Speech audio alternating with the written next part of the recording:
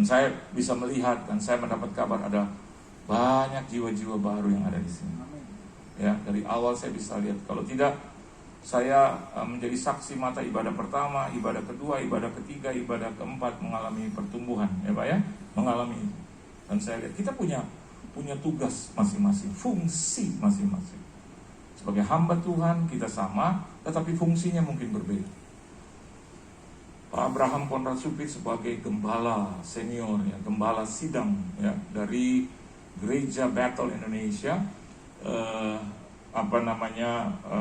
FIFA, yaitu Victorious Family, ya, itu fungsinya sudah, ya, dan dia memiliki cabang-cabang untuk apa? Untuk hormat kemuliaan nama Tuhan. Dan saya juga seperti itu, tapi saya lebih ada di luar, gitu, ya. Itu juga izin Pak Konrad Supit, gitu. Saya ini pendeta di bawah beliau, ya. Tapi dari awal dulu puluhan tahun yang lalu dia bilang kepada saya, 25 tahun yang lalu dia bilang sama saya, Han, pergi keluar. Di mana kamu ditempatkan, di mana kamu diundang, kamu khotbah, kamu layani Tuhan. Nanti kalau kau punya jadwal ada di Jakarta, jangan lupa dengan gereja lokal. Saya baru pulang dari Surabaya, sudah, ya. Tadi malam kalau saya dapat pesawat saya pulang, sudah. Walaupun saya hari-hari ini takut terbang, ya. Waktu saya pergi kemarin hujan, ya. Tapi saya tahu saya punya tugas. Saya sudah bertahun-tahun cancel berbagai undangan, baik itu di luar daerah, di luar DKI Jakarta maupun di luar negeri, saya cancel itu semua. Kenapa? Karena ya memang sebelumnya 2 tahun pandemik itu tidak termasuk, tapi banyak kapal yang jatuh, saudara. Dan saya tuh salahnya nontonin terus gitu loh, ya, pagi, siang, sore saya tonton aja gitu. Lama-lama merasuk ke sini, saudara. Terus saya lihat nih, maaf ya, tangan lah, kaki segala macam gitu. Saya tonton di TV gitu berjam-jam. Karena saya tahu hidup saya itu di pesawat, saudara. Dulu tahun-tahun 99 ke atas sampai 2009 sampai 2012, 2014, ya. Itu saya ada di luar, ya. Pelayanan saya itu 1 tahun 1000, saya udah hitung 1000. Terus kanan kiri. Dan bagi saya dulu naik pesawat terbang sendiri nggak jadi masalah. Ada kalanya saya datang ke Surabaya, terus malam saya khotbah, pagi saya bangun gitu. Terus tiba-tiba istri saya telepon, "Pak, gue salah." "Salah apa?" "Kamu jam 10 ada ibadah kaum wanita di Jakarta." Ya ampun, bayangin. Terus itu ibu bilang, Pak Yohan ada di mana?" Saya bilang kalau ada di Surabaya pasti dia diinfus. Saya bilang, "Kenapa Bu?" "Pak, ini kan jam 10 ya Pak. Bapak udah tahu ya Pak?" "Oh iya." "Terus temanya Bapak tahu?" Iya." Langsung saya, dulu kan masih ada Go Show, saya pergi, nih dia di atasnya, saya pergi, saya bilang, "Mah, gue jalan nih." Istri saya bilang, "Kamu mau?" "Enggak apa-apa." Maksud saya begini, justru kita masih punya waktu itu punya perasaan begitu. Saya pikir saya berikan yang terbaik aja lah buat Tuhan. Saya nggak tahu apakah nyampe atau enggak. Saya ambil pesawat itu, saudara, jam 8 pagi. Tiba di sini Tuhan baik jam 9 lewat 5, lewat 10 gitu. Terus langsung supir antar saya. Itu ada pelayanan di Robinson itu, saudara, di apartemen Robinson, ada di sebelah kiri itu Pak Kun, ada satu gereja di situ. Dan waktu saya datang, dia tenang-tenang aja. "Oh puji Tuhan, jalanan macet Pak." Saya mau bilang, "Oh udara sih nggak pernah macet." Saya takut dia, ya kan, infusnya diganti pakai infus yang baru. Terus begitu selesai baru saya ngomong, ya, "Salam buat ibu ya, ibu nggak datang." Saya bilang, "No, saya sendiri kok dari Surabaya." "Apa? Dari mana Bapak?" Surabaya." "Terus sekarang Bapak mau kemana?" "Iya ke Surabaya lagi, karena ada ibadah nanti jam 5 dan jam 7 malam." Tuhan Yesus Pak. Terus Bapak ke sini naik pesawat sendiri terus balik lagi? "Iya." Aduh luar biasa. Bagi saya biasa-biasa, saya belum disalib, saudara. Yesus disalib loh. Amin. Waduh, dia disalib berdarah-darah, dipermalukan, ditelanjangi gitu loh. Kita belum ditelanjangi, dia ditelanjangi. Satu dunia dia tanggung dosanya. Jadi yang kedua, Kalau saya perhatikan di sini, ia telah menyelesaikan pekerjaannya dengan sempurna. Amin, saudara. Amin. Jadi kemarin itu ada keluarga di Surabaya. Beberapa bulan yang lalu dia hubungi istri saya. Dia bilang, Ibu pendeta, suami saya sudah meninggal 1 tahun yang lalu. Suami saya itu penggemar fans Pak Yohan Dumoindo. Jadi kami mau minta 1 tahun meninggalnya dia, Pak Yohan boleh khotbah. Saya nggak tahu siapa dia, tapi waktu saya lihat wajahnya saya tahu ya. Orangnya tinggi-tinggi seperti Pak Partahi, tinggi ya. Terus dia pernah datang kepada saya, dia bilang, Bapak adalah teladan bagi saya. Saya tanya kenapa dulu, I'm not Christian, dan saya tidak tahu mengerti tentang kehidupan. Tetapi waktu pertama kali saya datang, Bapak bicara tentang Kristus dan bicara tentang keluarga, itu yang membuat saya menjadi bersemangat. Dan hari ini keluarganya bersatu. Saya nggak tahu bahwa dia adalah pribadi yang sangat diberkati. Dia cukup terkenal di Surabaya. Dan akhirnya ibunya bilang, istri dan ibunya, istrinya dan anaknya, jadi 3 generasi datang. Pada saat saya di Surabaya, istri saya bilang, nggak apa-apa, ditunda nggak apa-apa, karena dia minta kalau saya ada di Surabaya hari Minggu, dia nempel di hari Sabtu gitu. Ya, jadi nggak memberatkan saya, dia bilang. Nah ternyata di cancel. It's okay, kan saya masih punya pelayanan yang hari Minggu gitu. Saya tetap akan pergi ke Surabaya itu hari Sabtu. Tapi dia ngotot, dia mau ketemu dengan saya. Istri saya bilang nggak usah. Enggak, saya mau ketemu langsung Pak Yohan. Nah, istri saya kasih tahu hotelnya, saya dengan anak saya yang perempuan dan keponakan istri saya, dia datang.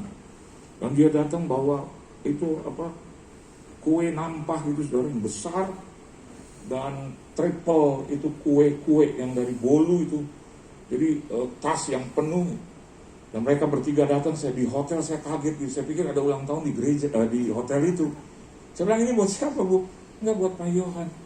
No, saya kan besok juga harus pulang, saya harus ke gereja. Siapa yang mau makan? Saya bilang, ini Bapak sama anak sama keponakan. Saya bilang, anak saya langsing, dia nggak makan banyak. Terus dia lihat ponakan istri saya, terus kayaknya ini bisa makan banyak. Terus saya bilang, iya bisa kali ya. Itu dari sore, malam, tengah pagi gitu, jam 2, jam 4 bangun. Pokoknya kalau ke WC ada kue, makan lagi, tidur lagi, makan, tidur lagi. Nggak habis juga gitu. Dan setelah dia ceritakan kronologis, terus dia berkati saya bilang, loh saya nggak khotbah. Terus dia bilang, apakah saya harus memberkati Bapak hanya pada saat khotbah? Saya bilang, enggak, saya tolak, enggak mungkin. Wah, kita kejar-kejaran di lobi hotel. Saya bilang, no, jangan. Tapi karena akhirnya beberapa orang hotel udah kumpul gitu, terus mereka bilang, Bapak tamu kami berkepentingan, ada apa dengan saya? Bilang, enggak, ini saudara saya. Terus anaknya juga, udahlah Pak, ini Papa yang punya punya perintah gitu, dia punya kerinduan untuk memberkati Bapak. Saya bilang, kan sudah selesai, di cancel. Ya tapi saya bikin yang baru gitu dengan ibu perjanjian. Nah tadi malam itu saudara. Padahal secara daging itu saudara ya, saya nggak mungkin lah pergi ke Surabaya. Karena minggunya saya padat ini saudara. Tapi saya bilang sama istri saya, ya kalau kamu terima ya kita jalan siang gitu. Terus sampai di Surabaya, sampai di hotel, hanya cuma istirahat atau ganti baju, terus kita pelayanan. Dan kebetulan di J. Rabung Marriott juga ulang tahunnya atau perayaannya di hotel itu. Dan ternyata saudara, Surabaya macet Pak. Ada ulang tahun kota Surabaya. Jadi banyak jalan ditutup, kayak hari ini Anda lihat macet banget ya. Karena jalan ditutup, ada pawai atau pameran Formula E. Ini Formula E, Formula A, B, C, D kita terlewat itu. Udah ada E langsung saudara ya. Dan saya itu dari Sarinah lewat sedikit udah macet Bang. Dan biasalah roh Tuhan bilang jalan gitu. Saya jawab jauh gitu. Roh Kudus bilang jalan. Dan saya lihat udah jam 1, menjelang jam 1 saya baru dari hotel Holiday Inn juga di situ mendoakan seseorang, anak dari sahabat saya gitu. Dan pagi saya khotbah di sini itu di City Tower. Nanti jam 3 saya harus ke Ciputra lagi, macet lagi sudah. Jam 5 saya harus kembali lagi ke City Tower. Tapi itu tugas saya. Dan saya harus finishing well. Saya harus mengerjakannya dengan baik dan sempurna. Amin, saudara. Amin. Ada banyak teman-teman saya, hamba-hamba Tuhan. Mereka tidak bisa menyelesaikannya, berharap supaya Tuhan tolong. Ya. Ada yang sudah meninggal di usia 37 tahun. Ada yang meninggal di usia 40. Kemarin saya baru kehilangan sepasang suami istri. Ya. Anak-anaknya sekarang melayani di sini. Dan mantunya juga melayani di sini. Mereka manggil saya papa. Saya ditinggalkan oleh mereka dalam usia muda. Hanya beda 1 tahun, papanya meninggal, terus ibunya meninggal. Anda kenal itu Pak Petri Kumase dan istrinya Ibu Ocha. Dan mereka bilang, Papa Wan dan Mama Wan sekarang jadi papa buat kami. Dan saya bilang, ya kalau itu memang pekerjaan dari Tuhan, saya terima. Ya, jadi menyangkut keluarga mereka juga saya harus tahu gitu. Dan saya punya keluarga besar. Adik saya 2 juga sudah meninggal. Dan 2 anaknya itu panggil saya juga Om, dan bilang Om perisai buat keluarga kami. Dan 2 adik saya yang bungsu juga punya anak 2. Dan mereka panggil saya Papa dan Papa Wan. Dan dia bilang kalau ada apa-apa, kata Oma, kita harus datang ke Papa Wan. Bayangkan, sedangkan saya juga punya 2 anak, ya. Jadi saya punya teman, punya 6 anak, panggil saya juga Papa Wan juga. Kalau itu memang tugas, ya. Terus saya punya teman di Surabaya, saya punya teman di Bandung, mereka juga panggil saya Papa gitu. Tapi itu kehormatan buat saya, as long as kita bisa mengerjakannya dengan baik. Dan ternyata saya bilang sama Tuhan, jangan cuaca buruk Tuhan, Kau berikan tidak ada angin, ya. Kau berikan juga awan Tuhan yang tidak ada lah, nggak ada hujan, jangan ada badai. Hebatnya itu Tuhan. Ketika saya terbang, saya doa dalam nama Yesus, hujan itu saudara. Begitu saya duduk di pesawat, berhenti itu hujan. Terus begitu dia naik, saya lihat awan tebal, saya lihat dalam nama Yesus.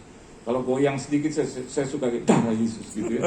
Tapi hebatnya Tuhan, dia tembus awan, nggak ada gerakan sama sekali. Waktu saya buka mata ternyata nggak ada gerakan sama sekali. Dan itu salah satu penerbangan terbaik yang pernah saya lakoni. Dan sampai di Surabaya juga dengan mulus. Pagi-pagi juga saya bilang, Tuhan kalau boleh nggak ada awan juga, walaupun pilot bilang sedikit berawan, sedikit ya. Bagi manusia sedikit, bagi Tuhan nggak ada gitu ya. Dan begitu dia naik, dia cuma gitu. Dan dia turun di bawah tepat jam 8 kurang seperempat. Dan saya dijemput oleh keluarga saya, terus bilang, ayo kita pergi, ayo nanti sampai selesai, sampai sore. Saya bangga jadi hamba Tuhan. Saya senang jadi hamba Tuhan. Saya terpesona dengan karyanya. Saya hanya bilang 7 janji Tuhan buat saya. Pertama, berikan saya kesehatan.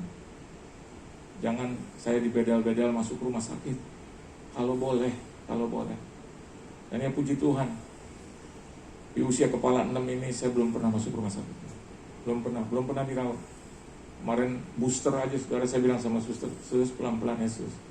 Suster, oh iya Pak, assalamualaikum. Dia pakai assalamualaikum dulu.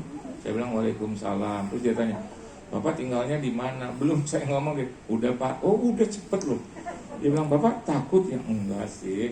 Memang kalau saya lihat itu jarum kayak agak gede-gede gitu. Terus dia bilang, Bapak profesinya apa? Saya nggak mau bilang saya hamba Tuhan. Nanti bilang, kok takut jadi hamba Tuhan? Saya cuma bilang pelayan Bu. Oh pelayan, di restoran mana Pak? Salah lagi. Dan lakukan itu dengan baik. Amin. Anda punya job loh, punya pekerjaan. Tiap minggu datang ke tempat ini. Setuju nggak? Layani Tuhan. Amin. Layani Tuhan Pak, saya cuma jadi jemaat. Enggak apa-apa, kasih kekuatan buat yang berkhotbah. Ayah ibu di sebelah ini, ibu pakai masker, tapi saya tahu ibu senyum terus. Dan banyak pendeta luar negeri, seringkali yang di depan harus orang-orang pendukung dia. Kenapa demikian? Kalau di depan orang-orang yang anti dia, selesai itu pekerjaan. Kalau dia akan bilang, amin, terus di depan, no, Jadi Anda boleh baca ya biografi dari hamba-hamba Tuhan, selalu yang di depan. Kalau Anda lihat di video, selalu yang di depan adalah pendukung. Kenapa demikian? Saya mau katakan buat Anda, ketika Anda datang ke tempat ini dengan senyum aja, ya, Anda duduk di sini nggak tidur aja, buat kekuatan buat saya. Setuju nggak? Tapi saya paling nggak suka ketika saya khotbah gitu, ada orang. Tadi saya langsung mau duduk di sebelahnya, bos, kita tidur bareng aja. Saya lihat di sini seger-seger, luar biasa. Beri tepuk tangan buat Tuhan Yesus. Dan yang terakhir, kenapa Yesus harus terangkat ke sorga? Kita baca sama-sama, saudara, satu kebenaran firman Tuhan yang terakhir, yaitu